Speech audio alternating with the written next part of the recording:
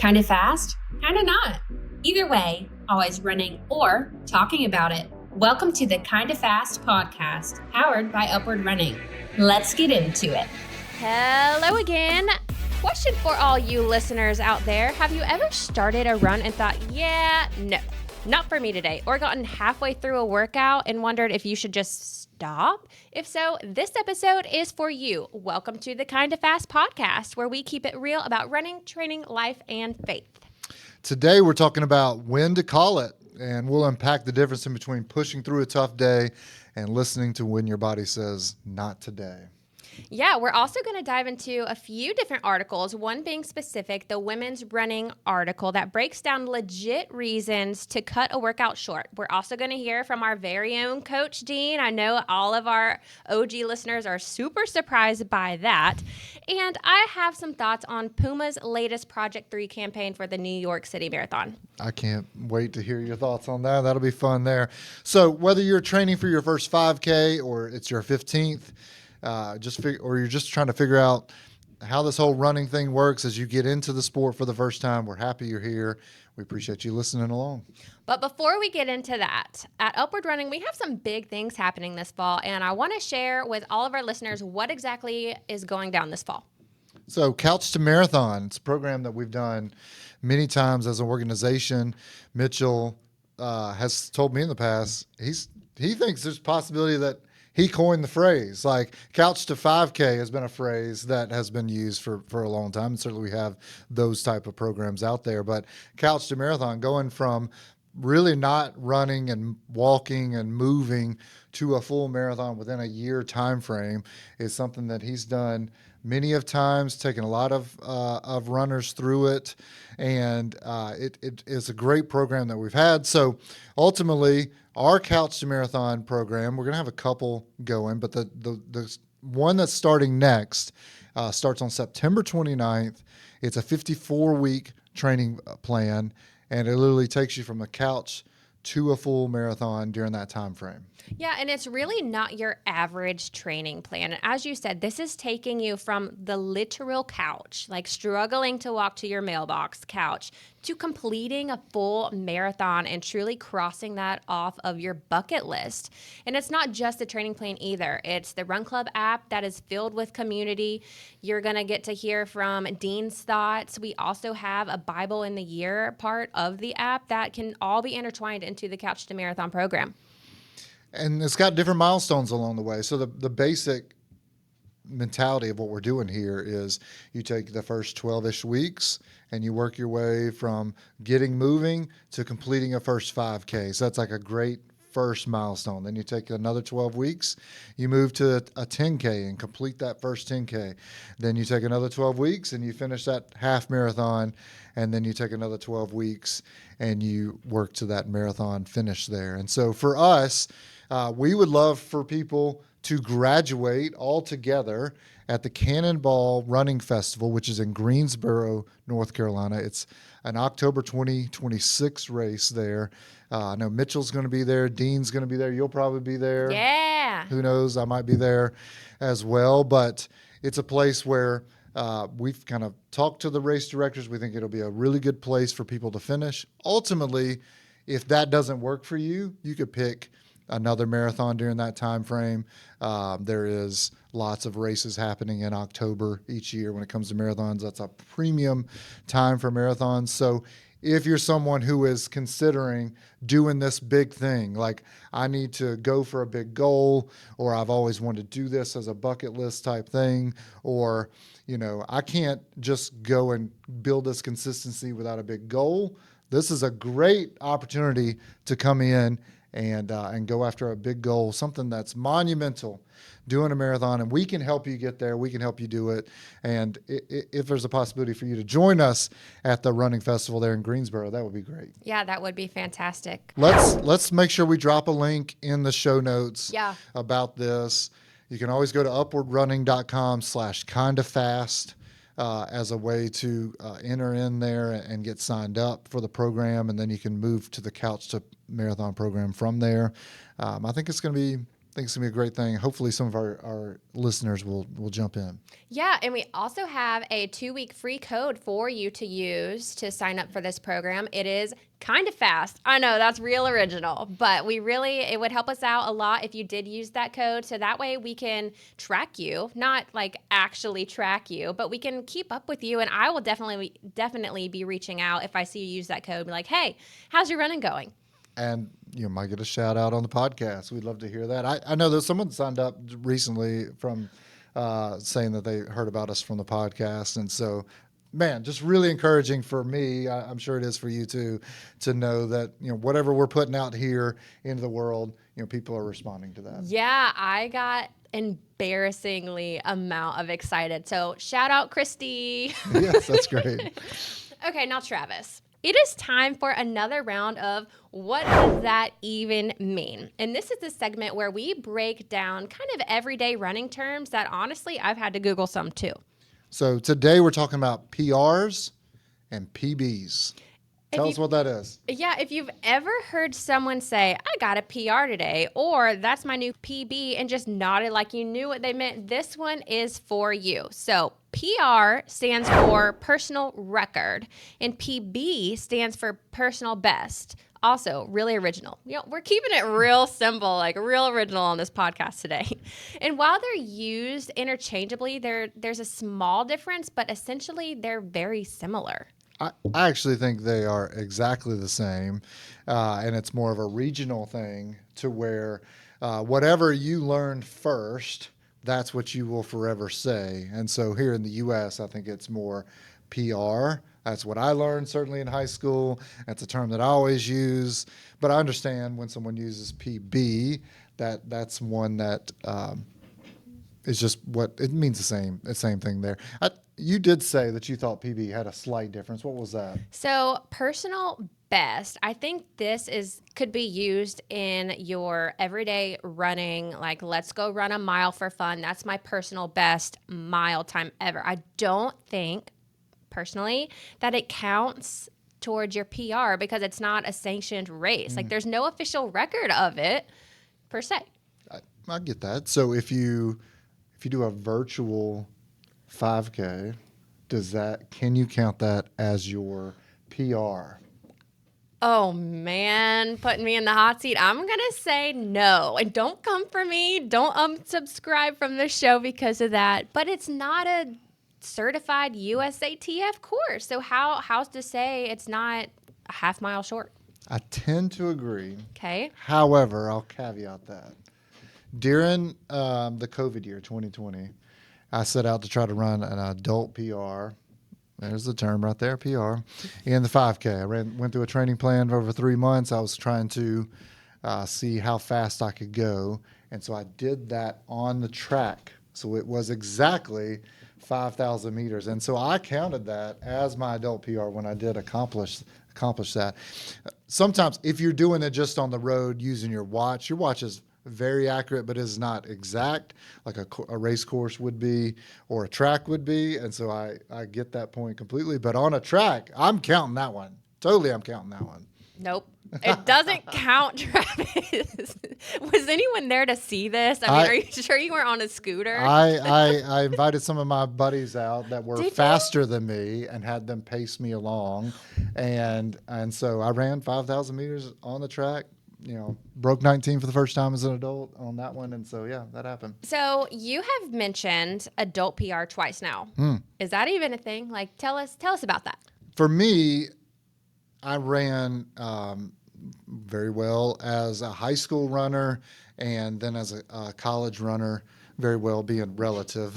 I see some of these high school times now and I'm like, man, I'm glad I ran in my era, not today, And so, anyway, those times for, the mile, the 2 mile, the 5K, the 8K, the 10K, those are kind of the races that I ran during that time.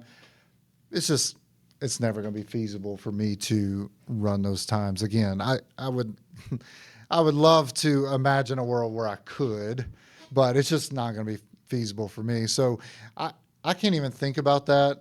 And so I caveat anything that I do now from an adult standpoint as my adult PR. I have run faster in my life, but not in the current era that I'm in now. And so that's kind of where those go. That is a fantastic point, and it really helps you break up, especially if you've been running for 20, 30, 40, 50, 60 years. The likelihood, now I'm not saying it's not possible, but the likelihood of me in my future 60s running the same time that I am now is just not realistic. So I like the adult PR. Yeah, I wonder if there's even another name to it as you cross some type of other age threshold where you go, Masters, right? Yeah, well, Masters is Grandmasters? anything over 40. Oh. Grandmaster, anything over 50. So that'd be something to consider. This is my Grandmaster, adult PR, something like that. That's a long name. Lots of caveats there. Well, whatever it is, PR, PB, adult PR, Grandmaster PR, there's a lot of them. Your best time this decade, I mean, you own it. It's yours. And it still counts, except for if you're running around a track alone. I'm just kidding. That's a good one. And one other thing I wanted to know, PB, that's a PR normally used in the U.S., PB normally used in Europe, as an example, to mean your personal best or your personal record there. And so that's where you sometimes, especially if you're watching a World Championships or an Olympics or something like that, you'll hear different interviewees talk about PRs and PBs interchangeably. And that's where I think it's more of a cultural term there. Makes sense. For me, I've always grown up PR, so that is my bread and butter, but maybe I'll change to PB. We'll see. Yeah, sure. Okay. We have to talk about something that I saw on a social media platform, TikTok, and it was literally the cutest thing that I've ever seen in this month. So a creator named Chantel posted on her TikTok, save the date card. She is running the New York City Marathon, and it's her very first marathon ever. And she printed out legit save the date card. It has a picture of her on it, and I will roll the clip for you guys to see.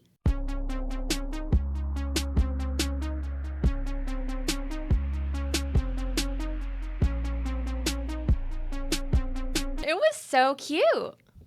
I love the idea, and I would say that with me and my friend group, my family, and that kind of thing, they all, if I've got a big goal, they know about that and are tracking along. The one caveat that I would put for her, if she's a new runner, is sometimes things come up in training and then you don't want to have to explain why you didn't actually run that race. So for me, I've been injured a couple times in the past. And so that would be my hesitation on doing something like this, is to say, like, hey, we're going to have this big celebration after I finish this marathon. And doing that months and months in advance, a month in advance maybe, but months and months in advance, that'd be tough. I'll give you something that I have on my calendar already that is similar but not exactly the same.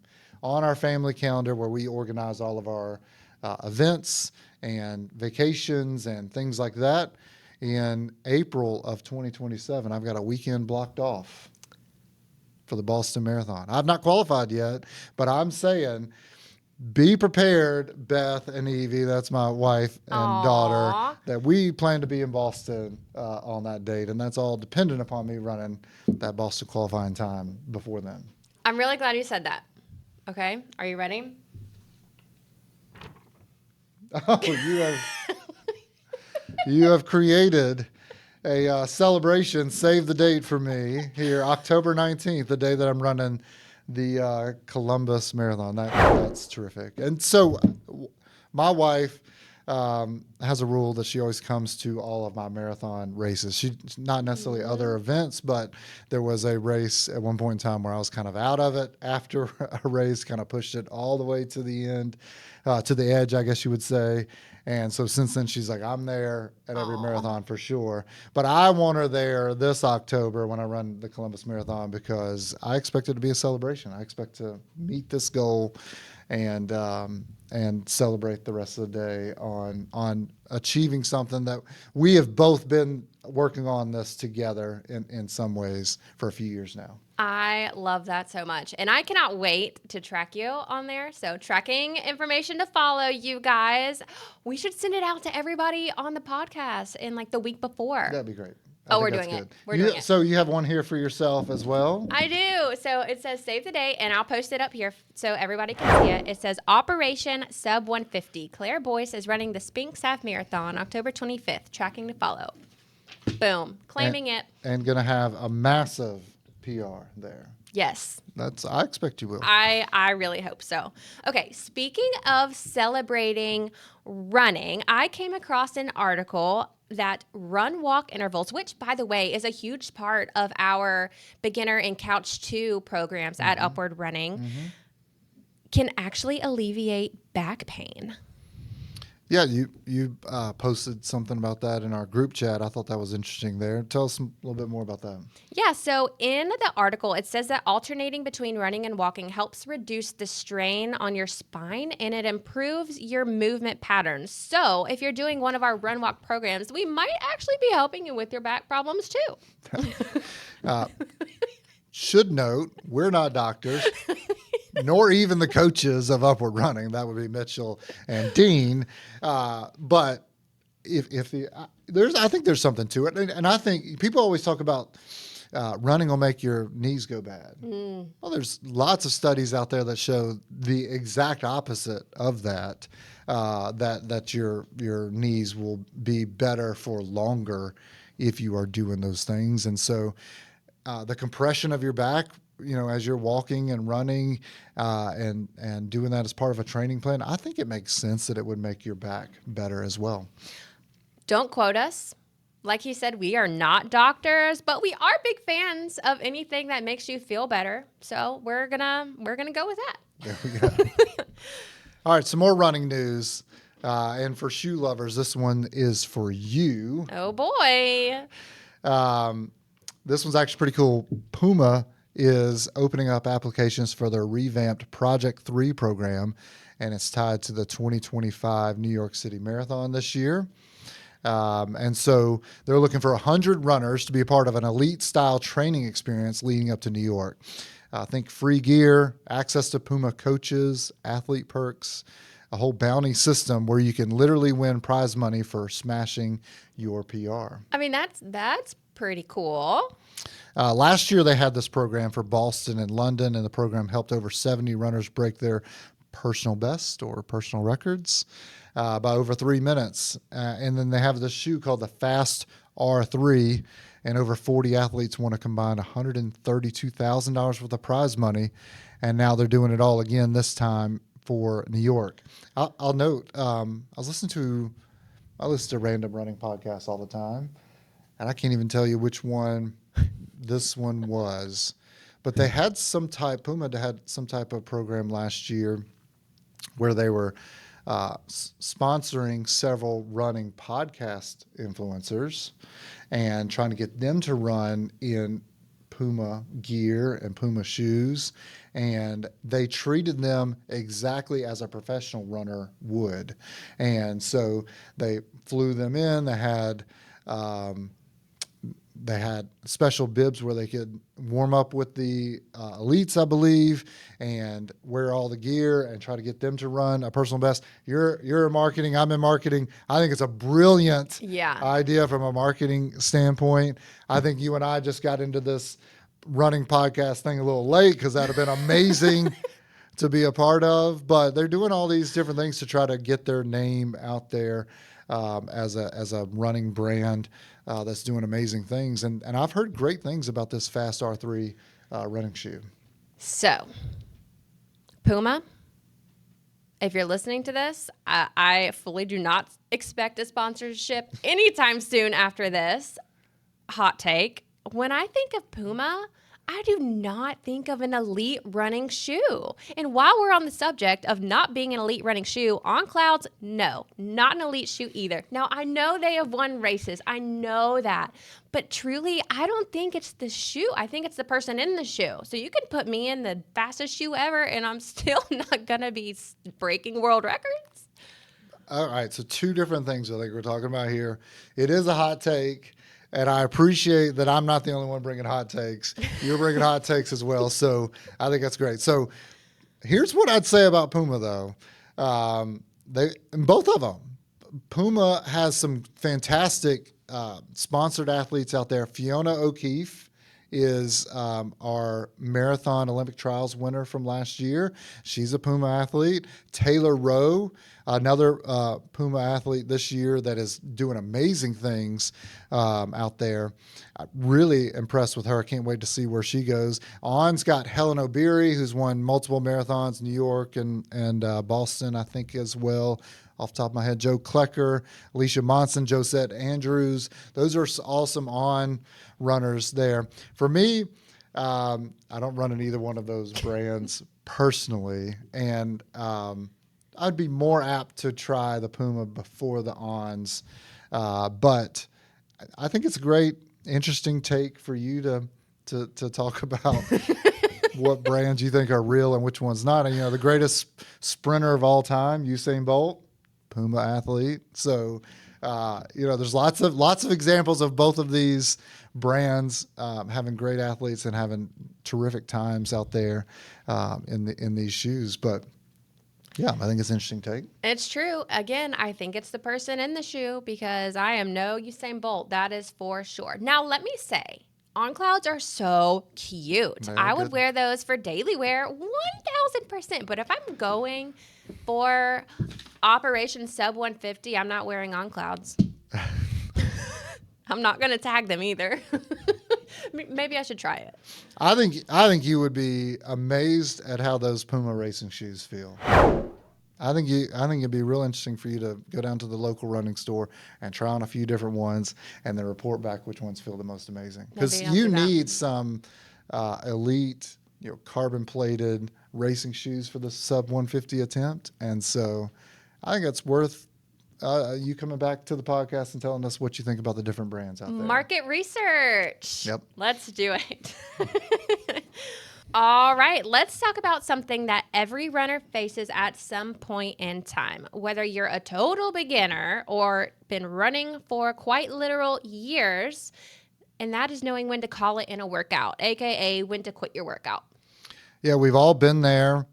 Certainly I've been there recently on some different workouts, and it's a tough decision to try to decide whether you just feel off and you need to push through, or if there's something there that the smarter decision in the day would be to call it for the day or back off the workout, just get some easy miles in or something like that. So this one, me personally, I am not a master of this one yet. So I think we've both actually called it in a workout within the last month. So we're going to dig into that. But it goes into more of, am I just tired? Or do I feel like running this or not? The line gets really blurry on here sometimes. Yeah, I'll give you two examples, one on either side. I had a track workout a few weeks ago, maybe 2 weeks ago, where I'm supposed to do 3 or 4. I think they were 5-lap segments. And so after 2, I was just done. Like, I just didn't have it. All right, so last week we were talking about burnout because of stress and other things that you might run into. And so that week, I just had some heavy things going on, and I think that probably played into me not having it that day on that workout. And so I decided to call it. I am still 12 weeks out or something like that from my marathon. It is not in that critical time where I need to push through, and I felt like that was the right decision for the day. Fast forward to last Friday, I'm doing an 18-mile long run at Hilton Head Island at the beach in South Carolina, and it is unbelievably hot. Like, first thing in the morning, still humidity, heat, all those things. And so in that workout, I wanted to call it like 4 miles in. I had 18 miles. I was feeling terrible, like not terrible in the sense of like injured or hurt or anything like that. I just felt like I didn't want to do this. It was so hot and humid and my body just didn't want to go. But in that moment, my decision was, let's just continue to slow it down and get the miles in. It's important. So when I'm grinding in the last 10K of that marathon, I can reflect back on a time where I didn't want to finish that run either, and I was able to push through and do it. And so 2 different experiences, 2 different decisions there, and hopefully they were the right decisions. We'll never know whether they were or were not, but that's real world examples there. And we've got a few more that we're going to talk about. But before we do that, let's talk about some of the main reasons to stop a workout. And first and foremost, that is pain. And we're not talking about, I mean, my toe hurts a little bit. We're talking about legit, actual pain with every step, pounding on the ground. Pain, pain, pain. I've had a coach say that if your pain is on a 0 to 10 scale, then 2 things to look out for. If your pain is 0 to 3, you can continue. The moment it gets to 4 or beyond, it's time to stop and call it for the day. The other thing that I've had a coach say is if it's very localized, like you could push on the one specific place where the pain is coming from, that's probably the time to call that as well. If it's more regionalized, that's a good sign actually that that it's maybe not something that's injured at that point. All this is about trying to understand what your running intuition is and what your body is saying, and you got to develop that over time. But those are 2 ways to consider: is it very localized, and is it under a 3 on a pain scale, whether I should continue? I've never heard it explained like that before. That is genius. Didn't you just experience this a few weeks ago where you had to call Beth to come pick you up? Yeah, I had been dealing with a hip strain that I thought was nearly done. And so I'd been working my way through it. That 3 scale is a great example. It had been hanging out at a 1 or a 2. It had some discomfort, but I knew that I could continue on. And on this run, on this day, I was about 5 miles into a 10-mile run, and suddenly it popped up beyond that 3, and it felt very localized where I'd had the hip strain. And so I was too far away from the house to walk back home. I was 5 miles out and had to get to work still later that morning. So I had to call my wife and say, I think I should call it. And in the end, the next day I went for a very short, very easy run just to see how it felt. It felt much better.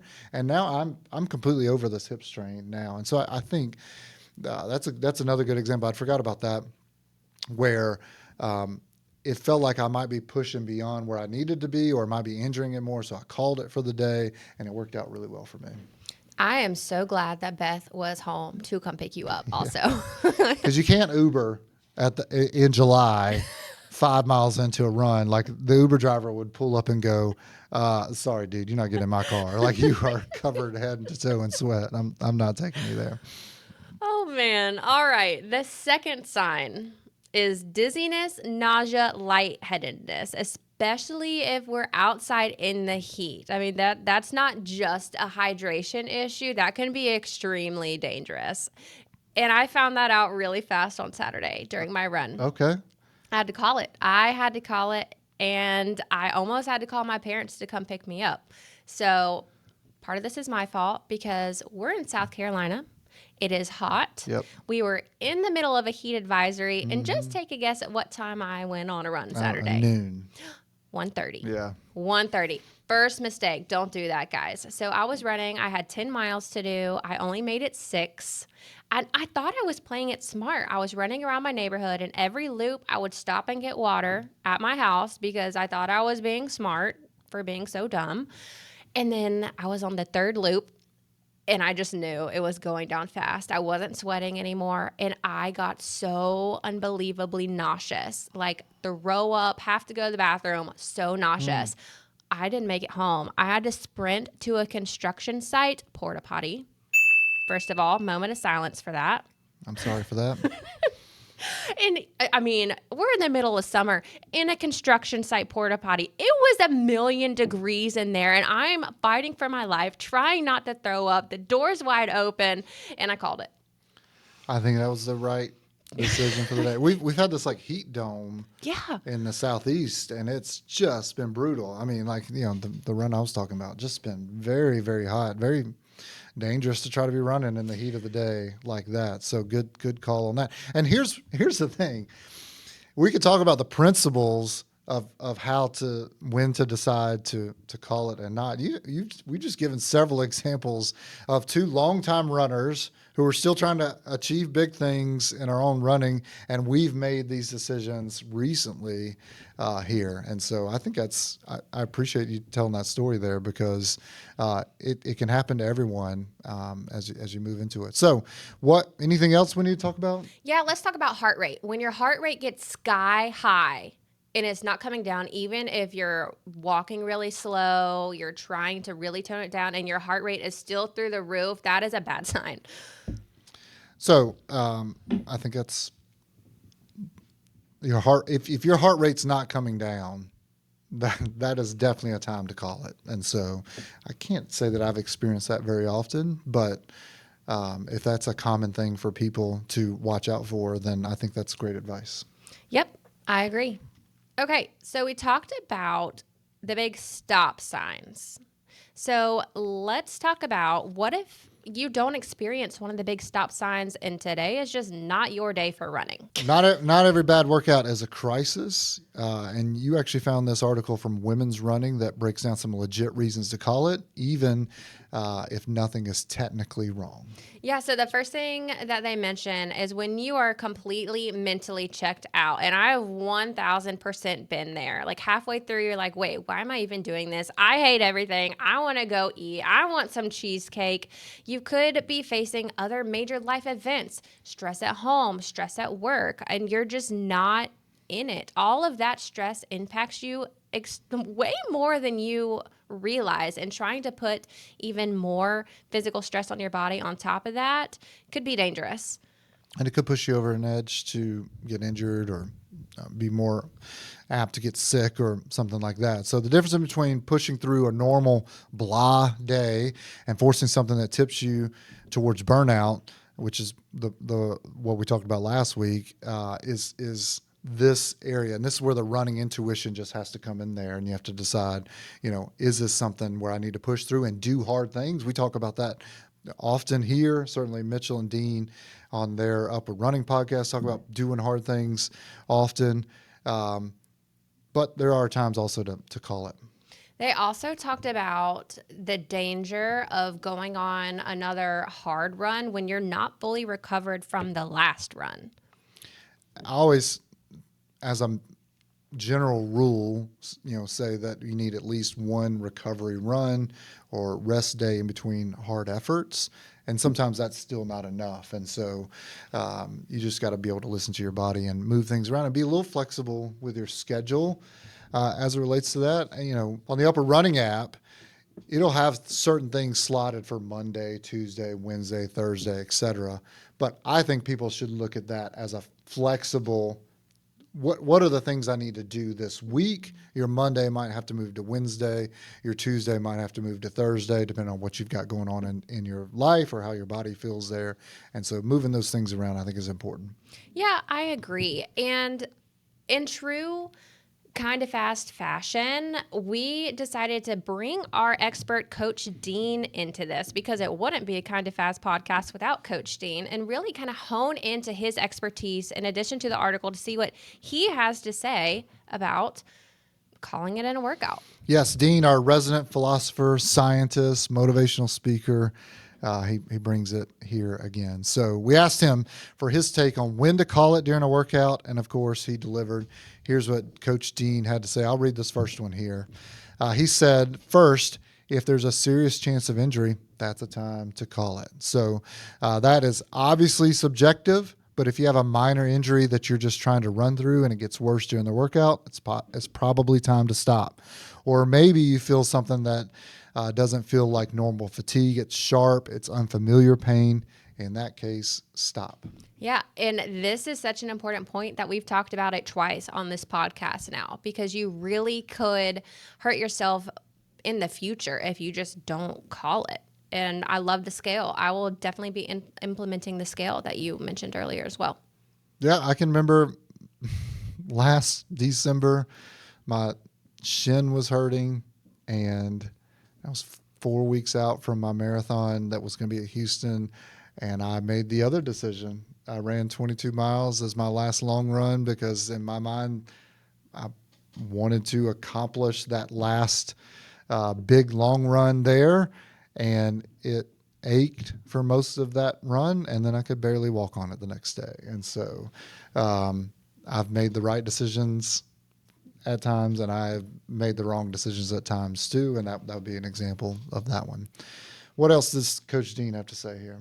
Yeah. So secondly, he said, if your schedule is flexible and you're just feeling terrible that day and you can do the workout the next day, it may be okay to stop, but only if it's very early in the workout. And I think the key here is make up the workout. Like if you have to stop your workout, make it up on the next day if your schedule's flexible. Yeah.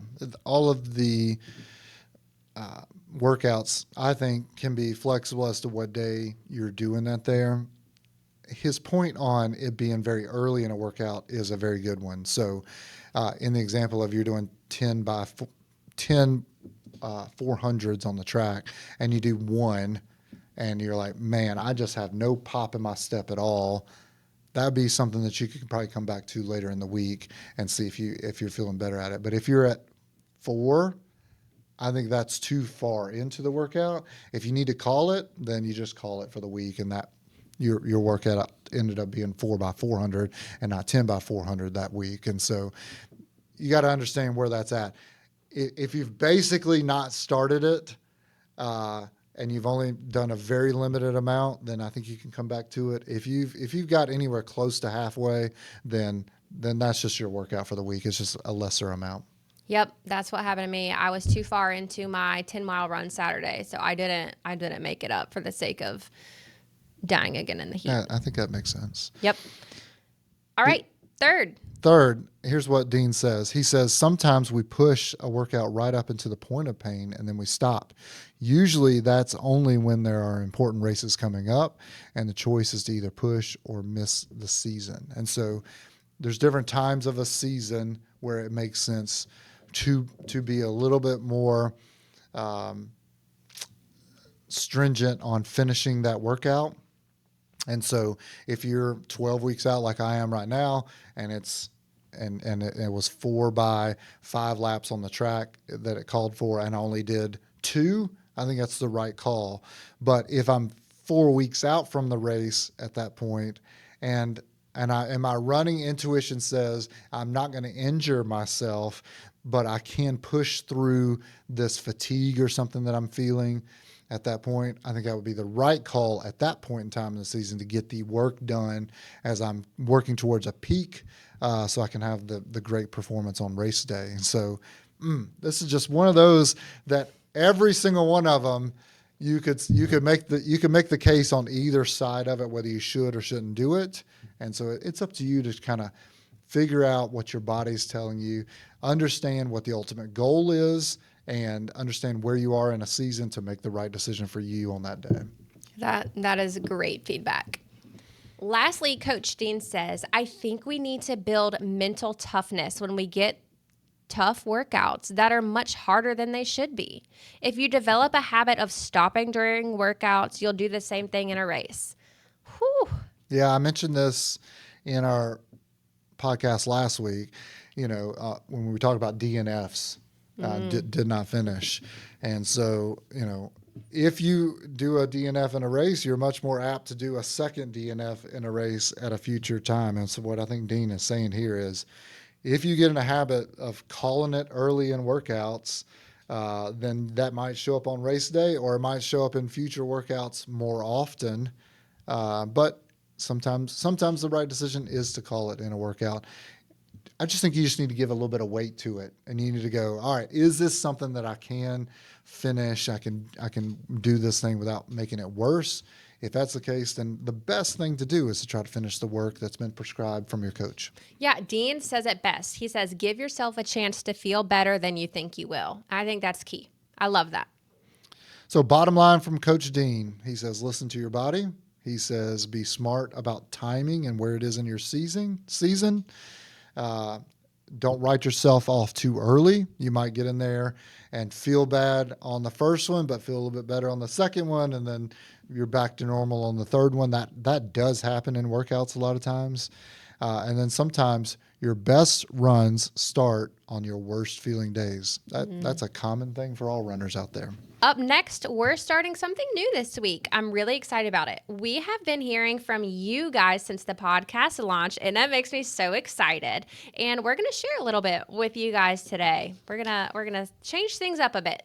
All right, so our kind of fast feedback here is something that we're always hoping to hear from you guys, and how can we be better, or what did you take away from it, or what interesting thing.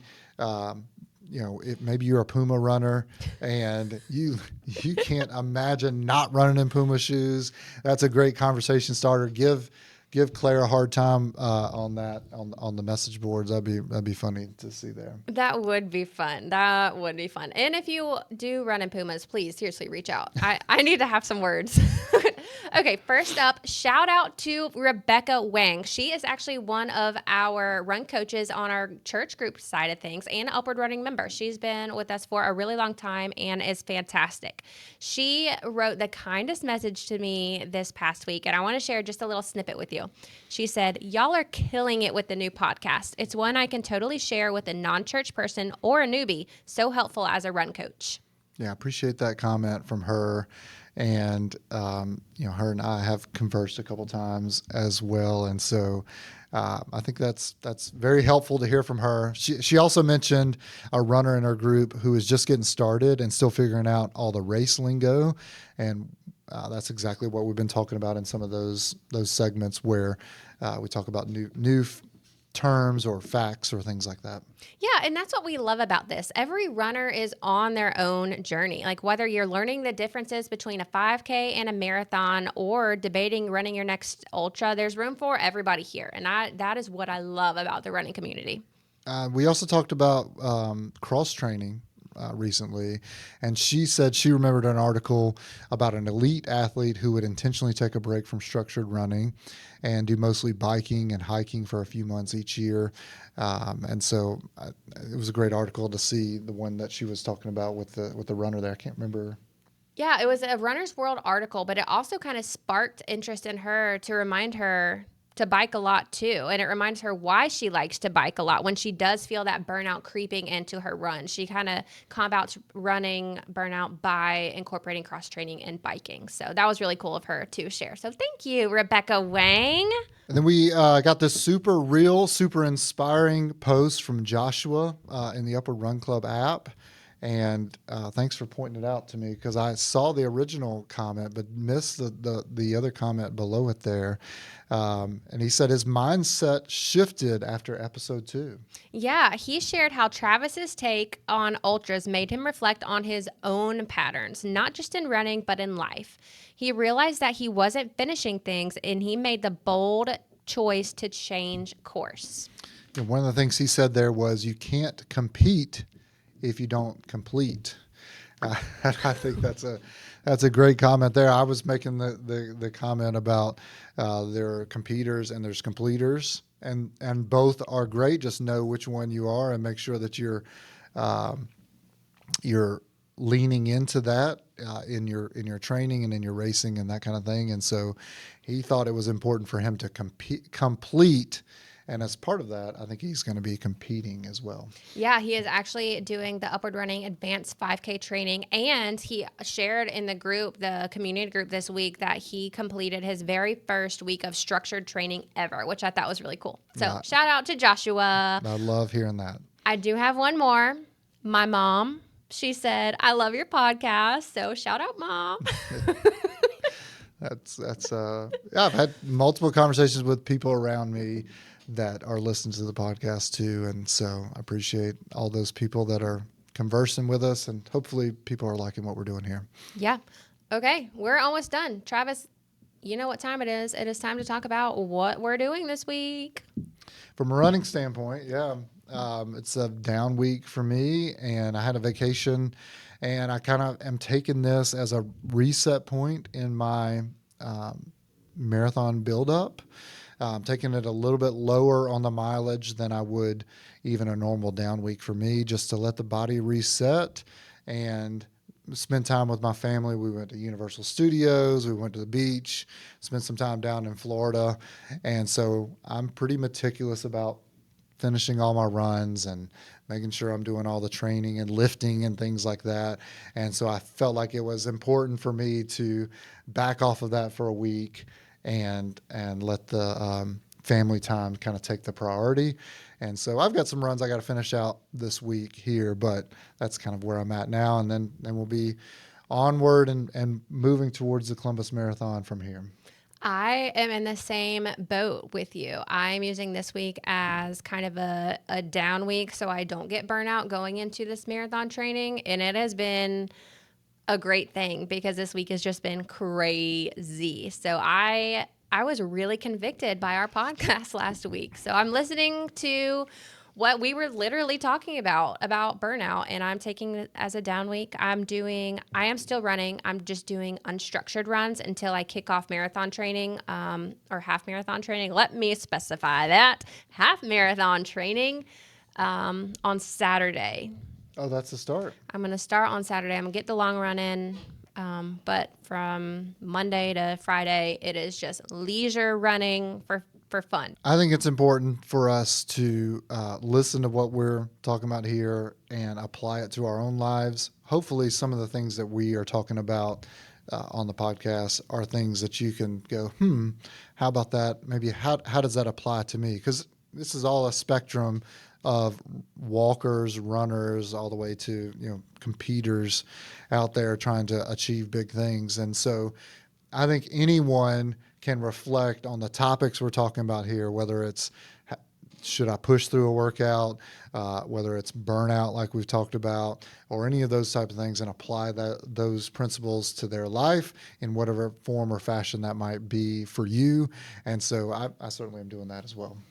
Yep. I love how we're practicing what we're preaching over here at the Kind of Fast podcast. Exactly. And with that, our time is up. Whether you crushed your long run this week, called it early halfway through, or you didn't run at all, today you showed up. And don't forget, this podcast is powered by Upward Running, a community built to help you run with purpose, stay motivated, and find your people. As always, this journey is more than miles. God is in every step. The good runs, the tough days, the quiet moments, it all matters to him. He is with you, he is for you, and he is using this season to grow something deeper inside of you. At Upward Running, this is where faith and fitness meet, and we'd love to run with you.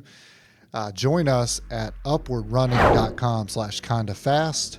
That is upwardrunning.com/kindofast. And if you use the code kindofast, you'll get 2 weeks free, and we'll know that you heard about it from the podcast, which is just a delight to us when we see those things. So that anyone that's used that already, we want to say thank you to that. Yeah, we will be back next Friday with another episode.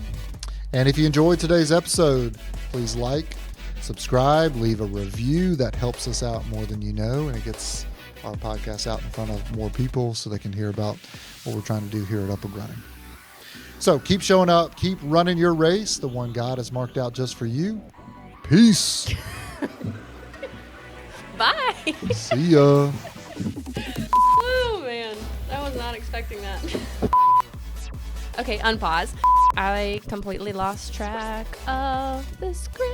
Yeah, I think we should move on to the main segment. Yeah, let's move on to the main segment. What was the term we used last week?